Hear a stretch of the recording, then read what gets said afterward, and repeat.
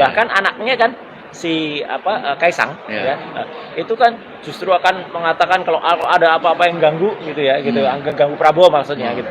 Itu kan maksudnya supaya pesannya ya supaya Prabowo melindungi ayahnya gitu loh. Jadi tampak betul sebenarnya kekhawatiran dia. Tapi ya makanya sekali lagi kita berdasar pada prinsip equality before the law saja. Jadi kalau semua orang tuh harus sama di hadapan hukum. Dan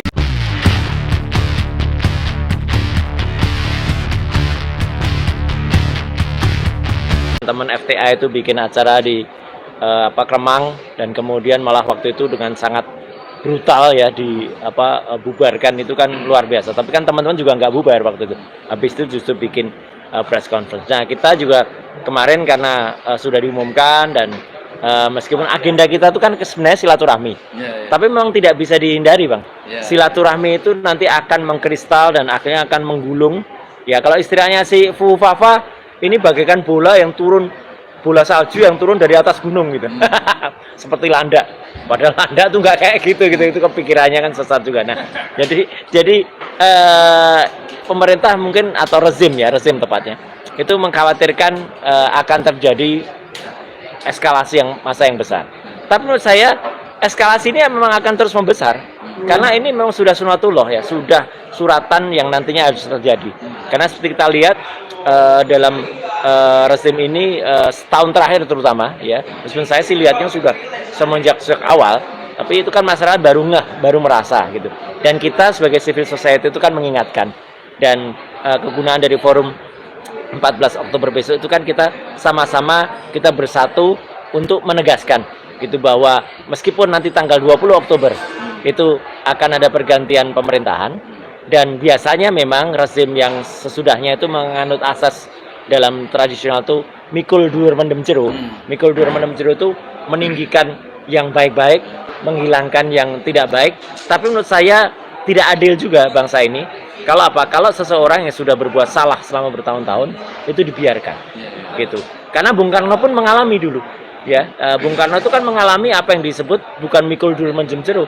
Beliau juga ditangkap dan diadili ya, meskipun penangkapannya itu dalam tanda kutip karena kan pengisolasian beliau di Wisma Yaso waktu itu kan sebenarnya sama juga ditangkap gitu, dan tidak bisa kemana. Padahal beliau itu adalah presiden Indonesia pertama dan proklamator bangsa kita, yang kita sangat-sangat jasa beliau itu sangat besar terhadap bangsa ini gitu. Dan akhirnya terjadi. Nah, memang Pak Harto tidak sempat dibegitukan karena memang Pak Harto memang sempat diadili tapi kan tidak selesai ya gitu sampai dengan dia wafat. Gus Dur juga meskipun beliau itu di-impeach waktu itu, tapi kan juga setelah itu turun no problem. Pak Habibie juga meskipun pidato pertanggungjawabannya ditolak ya, tapi kan juga waktu itu tidak ada apa-apa terhadap. Demikian juga Bu Mega dan juga Pak SBY karena memang ya relatif smooth pemerintahannya. Nah, tapi kalau ini kan baru kali ini saya lihat gitu di Indonesia, kecuali pada tahun 65 ya gitu, itu sama dengan kondisinya. Rakyat itu sudah merasakan betul bahwa apa yang dilakukan oleh rezim ini itu tidak benar.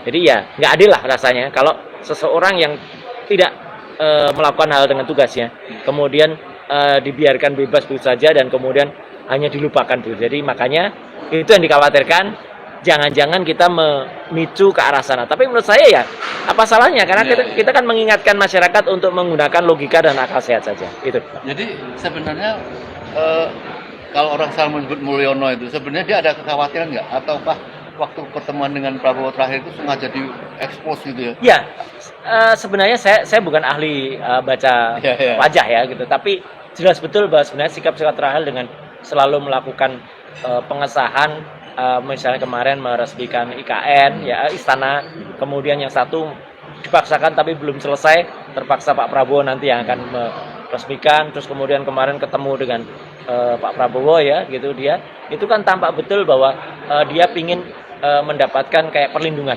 Bahkan anaknya kan Kaisang itu kan justru akan mengatakan kalau ada apa-apa yang ganggu gitu ya gitu, ganggu Prabowo maksudnya gitu.